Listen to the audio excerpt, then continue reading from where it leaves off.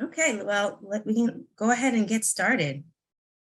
So this is a roundtable discussion entitled Emerging Intersections, Reflections on Child, Early and Forced Marriage and Gender-Based Violence in the Time of COVID-19. My name, again, for those who just entered, is Chisina Kapungu, and I am the Community of Practice Champion. I'm based in DC, and I'm here with Candice Chirwa, who's my co-champion and youth advisor. So for those who don't know much about the Gender COP, its aim is really to promote dialogue that is inclusive, contextually relevant, and localized. We want to have engaging, interactive, and insightful discussions which promote cross-cultural learning. And it's extremely important for our members that we provide practical strategies which improve gender intentional work. And so if you're interested in joining the COP, you could register. Well, let me just say, you can register on youthpower.org to connect with others through COP pages, organization, discussion groups, and future events. And in the COP, we also send information on Mondays, which we call Mindful Wishful Mondays, on events, job opportunities, and future webinars. So feel free to sign up. And Candice has put in the chat how you can join the COP. And so before I introduce the panelists, we wanted to first set the stage for the discussion today. Child marriage is internationally recognized as a form of gender-based violence and a human rights violation. The practices differs across and within countries and communities. And so when we talk about child marriage, or what is also known as early marriage, it refers to a formal or informal union where one or both parties is under the age of 18. Forced marriage is a marriage in which one or both spouses do not give full and free consent regardless of age. And early unions are informal unions in which a girl or boy lives with a partner as if married before the age of 18. And so according to Girls Not Bride, 12 million girls are married before the age of 18. And that is 23 girls every minute, nearly one every second. In last year, UNICEF published a really good report, which I encourage others to look at, which projects that there will be approximately 10 million more married girls as a result of COVID-19 due to interrupted education, economic insecurity, disruption in programs and services, which can contribute to unintended pregnancies, forced marriage, and reduced employment opportunities, as well as death of a parent. And so we really hope to have a substantive, engaging, roundtable discussion with our speakers today. Please feel free to insert any reflections, experiences, comments, or questions in the chat. We will hear from the speakers first, then we will open up the discussion for questions and answers. Next slide. So our first speaker is Takandwa Kalio, who serves as the Programs Advisor for the Girls Empowerment Network, otherwise known as Jeanette in Malawi. She works closely with women, in particular adolescent girls, local civil society organization, to enable them to become drivers of change in their communities, using their voices to advocate for gender equality and social justice. As the Programs Advisor at Jeanette, she manages the organizational finances and provides legal oversight. She also leads the resource mobilization team and ensures that the organization implements programs transparently and remain accountable to their beneficiaries to address the gender-based inequalities and barriers that limit their potential in order to improve community health, education, and alleviate poverty. We also have Michelle Lanham. She's a gender expert with more than 18 years of experience in gender integration, gender-based violence prevention and response, research, and research utilization. She's currently a technical advisor at FHI 360 and serves as the gender-based advisor for Collective Action to Reduce Gender-Based Violence, or CARE GBV, where she is responsible for developing evidence-based GBV tools and resources to strengthen USAID's GBV programming. Unfortunately, Teresa Kachinomoto, the paramount chief of the Central Region of Malawi, is unable to attend the webinar today. However, Tawanda collaborates with the chief, so she has graciously agreed to talk about her work. The chief has informal authority over more than 900,000 people. She's known for her forceful action in dissolving child marriages and insisting on education for both girls and boys. To date, she has annulled more than 1,000 marriages, and not for nothing, she has been nicknamed the Terminator of child marriages. So I'm gonna open it up with our first speaker.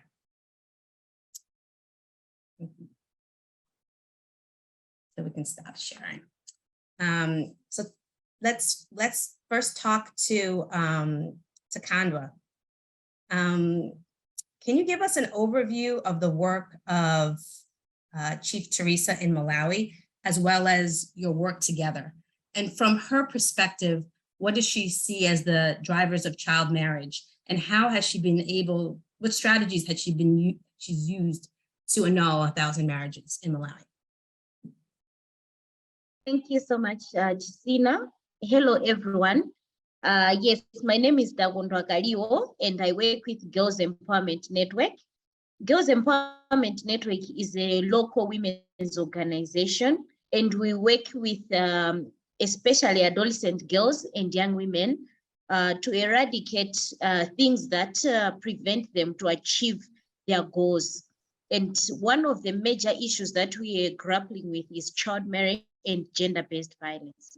So in working with girls, we have worked a lot with Chief Kachindamoto, because most of the drivers of child marriage in Malawi are deeply rooted in our cultural practices, our social norms and beliefs. And most of the times in the communities, the chiefs have got authority to allow girls to get married. They know who is getting married and who is not. And when we started working with the girls, they told us that sometimes when the girls want to get married, they would move from one village to another. So we worked with Chief Kachindamoto, informing her of this. And because she has a large area where she is the chief, she introduced a law within her community to all her chiefs to say that if there is a child marriage in your community, I am going to dethrone you as a chief. So she also introduced a census that anyone who is getting married in her community, they have to go through her, and she's able to verify with their birth certificates, with their membership in the community, to make sure that no one that is underage is getting married. The other strategy that Chief Kachindamoto introduced was that she worked with all the schools in her area, that they should be reporting to her girls that have dropped out. Because the other way that girls drop out, get married early, is when they are not going to school. So she's able to monitor from the schools that are in her community. She requested all the teachers and headmasters to say that if someone has dropped out, if a girl has dropped out, let me know, and I'm going to go and follow up on these girls. So she's able to follow up even from the school register on the girls that are not reporting to school. And the other final strategy that Chief Kachindamoto uses is to work with parents. She does not just punish the teachers, the chiefs who are getting married, who are allowing girls to get married. She also works with the parents. If a parent is not sending a child to school, she's able to follow up with them and give them a fine. So she says every parent has a responsibility to take care of their girls, to make sure that they're in school. So if you're failing to send your child to school, you have to pay a fine to me. So those are the strategies that Chief Kachindamoto says uses in order to prevent child marriage. And in the case where a marriage has been reported to her, she has put strict measures that she goes and terminates that marriage. That's why she's called the terminator. She goes right into that home and says, you cannot get married, even if it's not in her village, But if the child is from her village, even if she has gone to get married somewhere, she travels to that area and terminates that marriage. So, so she works with our community, with our girls' clubs, with the community structures in her community, with the schools and the churches, to make sure that there are no child marriages in her area. Yeah, no, it's so important to collaborate with a key influencer. So she uses her influence. She works with schools and makes sure that girls have access to education. And she also is working with parents. So she's also taking a very multi-dimensional approach. Thank you, Takandra, for that. Can you also discuss some of the work of Jeanette, especially their norm change interventions and any challenges faced in implementing gender transformative programming? All right, thank you, Christina. So for Girls Empowerment Network, we work on a number of issues that affect girls, as I've said. We work on the issues of child marriage. We work on issues of gender-based violence, on how girls can be protected from physical, emotional, and sexual-based violence. We also work on how we can help the girls to access sexual and reproductive health services. So we also work on sexual and reproductive health services, and we collaborate with different stakeholders to ensure that the girls are empowered to resist child marriage and not resort to child marriage as a solution. So one of the major interventions that I want to highlight now is our intervention called the mentorship program. In the mentorship program, we identify young women within a locality. Usually these girls are between 18 to 24 years old. And then we train them on how they can run girls' clubs. We tell them how they can manage a club, and we also train them. We have a curriculum called the Engage curriculum, which has about 24 sessions, and it can be implemented over a period of 4 months to 6 months. And it's supposed to be delivered every fortnight. So when we train these mentors, we empower them to go back to their communities that they should establish now a girls' club. So these girls' clubs are usually made up of girls between 15 and 20 girls from the ages of 10 to 18. So they are usually young adolescents. And in these clubs, we train them how they can discuss local issues that affect them, that drive child marriage or that perpetrate gender-based violence. So they start with discussing maybe our journey as girls. What do we go through? What are our beliefs? What prevents us to finish school? So because they are peers, they talk about issues that are real within that locality. We notice that when outsiders go and facilitate issues, sometimes some norms and beliefs are not taught to the strangers, but within that group, they are able to discuss real issues that affect them. For example, I was so happy when we discussed one of the clubs, one of the girls, we talked that why do girls get married in this community?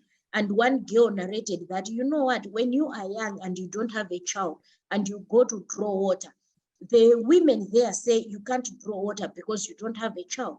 So the people who have children draw water first. So me, I got married because I didn't want to spend a lot of time at the drawing water. So you see, a driver like that cannot be discussed as strangers and cannot be told.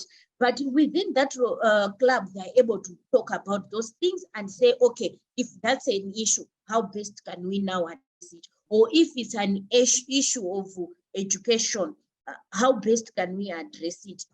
And yeah, within that club, after the session, they are also able to go and do activities. So if they are learning maybe that child marriage is bad, you don't have to get married before you're 18, they now go out into the community and meet other girls that are under 18 but are in marriage. And together, the group provides a support that they can work things together. They provide a peer group that empowers them even to work with chiefs and other people. Yeah. And yeah. Thank you for that. So Girls Club serves many ways of empowering the girls, providing them with peer support, as well as just skills in general. Please feel free to continue to put questions in the chat. We'll open it up for Q&A, and we're taking note of the questions. So our next speaker, thank you, Takandra, for that and shedding light on Chief Teresa Kajinomoto's work, as well as Jeanette's. Our final speaker is Michelle Lanham, and she's from FHI 360. I'll kick it over to Michelle. Thanks so much, Jacina. It's a pleasure to be with you all today. I am here representing the CARE GBV team, and I think the slides are coming up.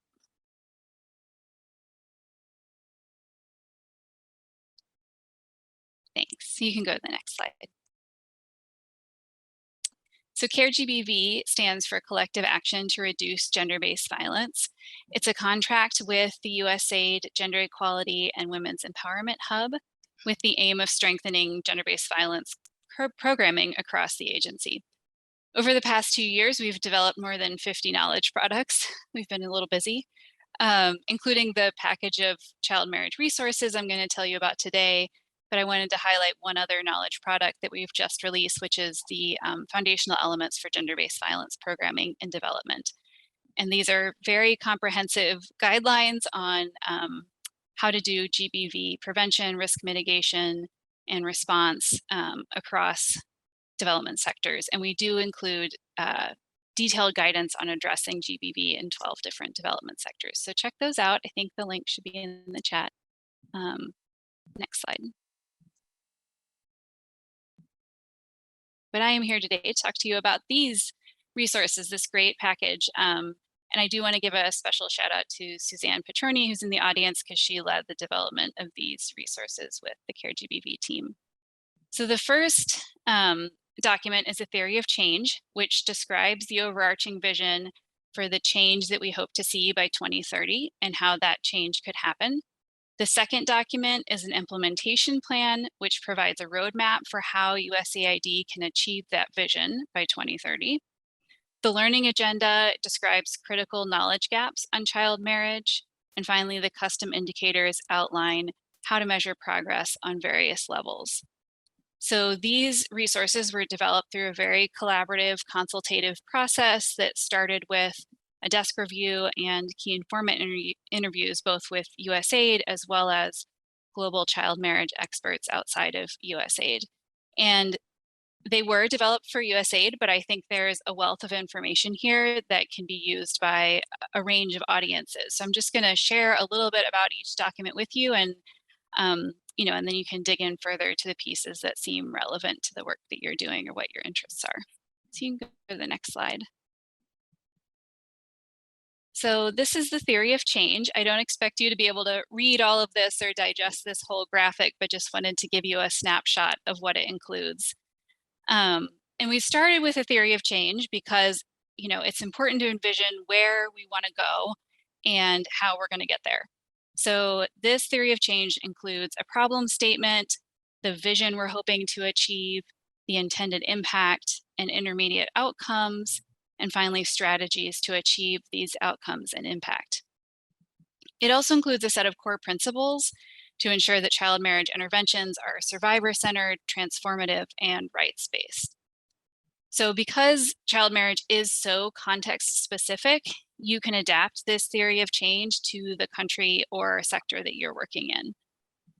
So let's go to the next slide, and I'm going to show you the impact statement. The impact statement is that we will know we have achieved our vision when girls, boys, and children of diverse sexual orientation and gender identity live their lives free from gender-based discrimination and violence and grow up in communities that support them equally to make decisions about their sexuality, gender identity, and relationships, including whether, when, and whom to marry or enter into a union with. So this impact statement is quite broad, but it does exemplify the type of gender transformative, cross-sectoral set of approaches that we know are needed to end child marriage. Next slide. So the strategies in the theory of change are separated into the individual, family and community, and institutional levels, because as we've just heard, it is important to address multiple levels when you're working in this space. So we're hoping these different levels can be helpful when you're designing and implementing programming as well as research. So you'll see that many of the strategies here are ideally suited for multi-sectoral approaches. So for example, if you look at this strategy, enhance environments for girls and women to access safe, satisfying, paid employment opportunities. This would likely include inputs from the education sector, which can help promote school retention and educational attainment, the economic growth sector, which can help provide livelihoods training and employment opportunities, and all sectors can invest in making work environments free from gender-based discrimination and violence. So you can go to the next slide. So building on this theory of change, the implementation plan is a comprehensive roadmap for how USAID can contribute to ending child marriage by 2030. Acknowledging that there's a lot of work outside of USAID that's really been leading the way in this space. And so this is looking at, where USAID can fit into that broader global vision. The 8-year plan includes USAID's commitment to ending child marriage. It talks about some overarching objectives, and then the meat of it is really these 8 strategies and then related activities, including a synthesis of the learning agenda, and it wraps up with custom indicators. We can go to the next slide. So I just wanted to run through the strategies with you because I think you'll be interested in them, and they do reflect a lot of what we've already talked about here today. So these will look familiar because they were listed in the theory of change, but I'll just go through them. So the strategies are to advance girls' rights, decision-making, and leadership. Number 2, to promote comprehensive sexuality education. Number 3, support adolescent responsive and gender transformative health systems. 4, support education, economic, and employment opportunities. 5, advance gender equal social norms. 6, support enabling legal and policy frameworks and systems. 7, generate context-specific data and evidence to inform interventions. And finally, build partnerships. So the implementation plan describes each of these strategies in detail and then has supporting activities for each strategy. So if you're looking for pragmatic steps to take to address child marriage in your work, this implementation plan could be a good place to look. We can go to the next slide. So the knowledge base on child marriage has been growing rapidly over the last decade, and I want to acknowledge the work that many of you in this audience have done to build that evidence base. And we need to continue that momentum, and this learning agenda helps describe some critical knowledge gaps that need to be addressed over the next 8 to 10 years. So some potential questions to be answered are, what can prevent child marriage in understudied countries and contexts, such as Latin America and the Caribbean, the Middle East and North Africa and West and Central Africa, as well as crisis and conflict settings? Secondly, how can child marriage interventions promote girls' agency and opportunities? How can interventions tackle the taboo of sexuality as a key driver of child marriage? What role can civil society play in supporting girls and holding governments accountable? What are the needs of ever married girls, which includes girls who are married, divorced, separated, abandoned, or widowed? And finally, what's the experience of married boys and children of diverse sexual orientation, gender identity, gender expression, and sex characteristics? So the learning agenda includes additional background on each of these topics, so take a look if any of these align with your work or research interests. Next slide. The final document presents custom indicators which focus on how to measure progress toward ending child marriage. So we present a combination of broader gender equality indicators as well as a set of custom indicators on child marriage, including indicators of prevalence and indicators of programmatic success. So I hope this was a helpful overview of this package of documents. Like I said, they were developed specifically for USAID, but there is a wealth of information in them. And I think there is something that you could glean from it if this is an area you're interested in exploring or doing more work in. And we hope that these documents support you in your work and promote increased attention and funding for child marriage as a critical development issue so that together we can work to create collective action to end this harmful practice. Thank you. Thanks so much, Michelle, for highlighting the resources. And we hope we've put many of the resources in the chat, and we hope that COP members will access them. And I think the learning agenda provides a roadmap for future things to explore in our work. I'm going to open up the discussion to everybody. Not only we will answer your questions, but we also want to hear about your own experiences on this issue. The first question I'm going to ask is for Takanwa. And just to set the stage more, there was a question about the drivers of child marriage. And you talked about the aspiration of being married to get social status. Can you talk a little bit more about other drivers of child marriage specific to Malawi? All right. The other driver is early pregnancy, because when the adolescent girls going through adolescence, they start to experiment with their sexuality, they start having sexual relationships. And if they don't have access to sexual and reproductive health services like information or condoms, they end up getting married and they end up getting pregnant. And if they get pregnant, that usually leads to child marriage, because the parents will be able will say, now that you're pregnant, you need to go to your husband so that he can take care of that child. While the girls didn't want marriage, they were just maybe having sex or having a relationship. So if we address the issue of which we address in our girls clubs, we give them information on sexual and reproductive health services, where they access them, how they can be used, and how important it is to prevent early pregnancy because it leads to child marriage. We are able to address that pathway. The other pathway is the one of not the dropping out of school, the education. There are a myriad of reasons why people drop out of school. Issues of poverty, sometimes negligence, and we observed this a lot during COVID. When schools closed, we saw a lot of people getting married, a lot of people getting pregnant because they were not in school. So the number of years that a girl remains in school also help them to prevent child marriage, because they have a thing to do, they have a goal, they have something that they need to achieve. So education, sexual and reproductive health, and the other issue that we have also seen that is coming up is the issue of lack of role models and mentors.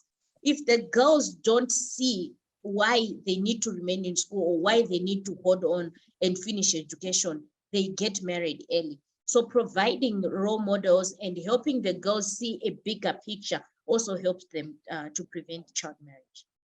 And when you look at social norms around in Malawi specific to child marriage, what are the norms?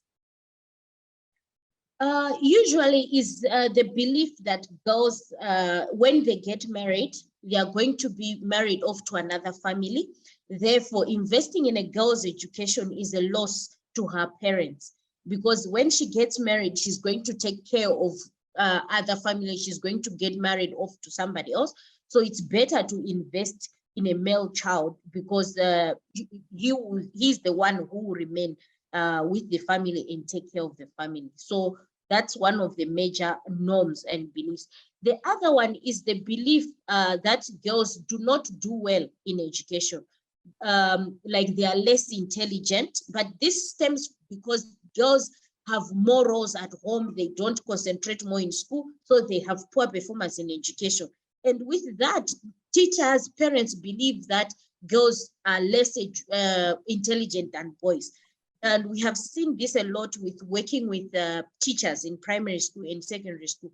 When we tell them that girls and boys are similar, if you treat them the same, if you give them the same roles, they can perform the same. We have seen girls improving their performance in school. So the belief that girls cannot do well also leads to them dropping out, not performing well because they don't get the right support. Okay, thank you. Please feel free to continue to put your questions in the chat, as well as what you also see as the drivers of child marriage in your specific countries. You talked, Takandwa, about the root causes of child marriage, such as family poverty or unintended pregnancy. There was a question about what is the plan for girls after marriages are dissolved and how to address the reason that they were married in the first place. Yes. So before we dissolve a child marriage, or before we even get that the child is married, there are a number of interventions that we do. For example, the girls' clubs. Usually, when we want to dissolve a marriage, we would invite the girl to join a girls' club so that she can receive the information that we teach there on how education is important, on how even after getting married, you can still achieve your goals. So we teach them about short-term goals, long-term goals, and we tell them that even after marriage, you can have your goals. And then in that discussion, we bring them to a conclusion to say, looking at your goals, looking at your life, do you think you're going to manage to achieve what you want while in marriage? Do you think it will work? So it's a kind of discussion between the child and even the parents, because sometimes the child will be willing, but the parents are the ones who are not willing for her to come back because of the extra burden that should be coming up with a child in one. So we also involve the parents in that kind of discussion to say, if she comes back, what is going to happen? How are you going to support her? And we work with the schools as well to say, if so-and-so comes back to school, how are you going to support her? We have mother groups in the schools, and they are able to say, okay, we might find a creche for the baby in one. So the solution is not the same to all the girls. For some, it takes time. For some, it is a process. For some, they make a definite decision, I am leaving, and we try to support them in any other way that we can help them. But we make sure that issues of psychosocial support are given, because we also have psychosocial counselors that would support the girls that are coming out to deal with issues like that, of separation, of abandonment, of going back into a class that maybe is behind their peers and things like that. Yeah. So you create an action plan with the girls. Yes, yes, yeah. Now I know several people in this room have do work in this issue.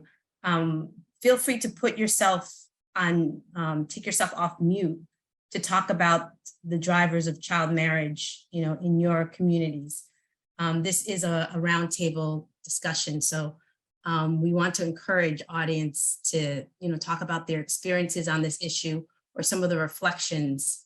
I can open up to the audience, to anyone. Mary Jane. Oh, great. Okay, thank you. I was talking, I didn't know I was muted. I just wanted to flag, so I work in the policy and engagement department. And what we do is sort of like translating research into policy and provide policy recommendations, both globally and some of the country offices that we work with in sub-Saharan Africa.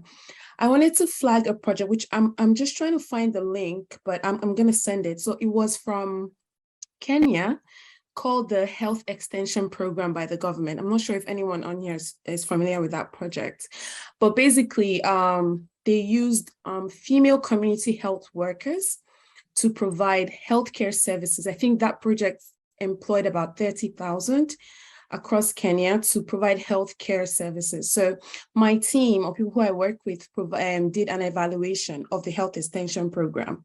And what they found was that aside from the benefits of, having community health workers, that the project also had additional benefits on adolescent health, and particularly for girls. And the effect was that the girls saw these women, or saw that going to school and not getting engaged or involved in child marriage and then finishing their education was sort of like they were aspiring to be these community health workers.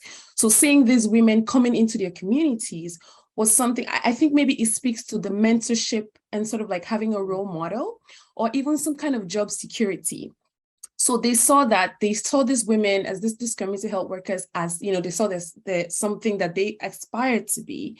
And so maybe that's something that we should potentially, you know, can take to, you know, think about what we can do in our work to sort of like inspire young girls, to incentivize them to stay in school, to not, you know, get married if they want to attain some kind of social status, thinking about the fact that, well, if you finish your education, you might get a nice job, you might have a nice house, you might be recognized by your community or by your government.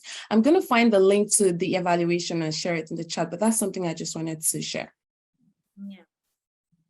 Thank you so much, Mary Jane. Yeah. Takano, do you want to respond to that in particular to the mentorship piece? Because of the program, like you can talk more about the mentoring of the girls as well as the power of groups and building their confidence to speak out. Yeah. There was a question on that. Yeah, thanks, Mary. That is so true. We have also observed that a lot, and that's where the mentorship program came in, because like the girls were saying, even if I finish Form 4, what is going to happen to me? So we identified these older mentors, the 18 to 24, whom we trained to become mentors and establish clubs, so they are able to travel outside of the village. We take them to maybe to town, and they would receive maybe a stipend.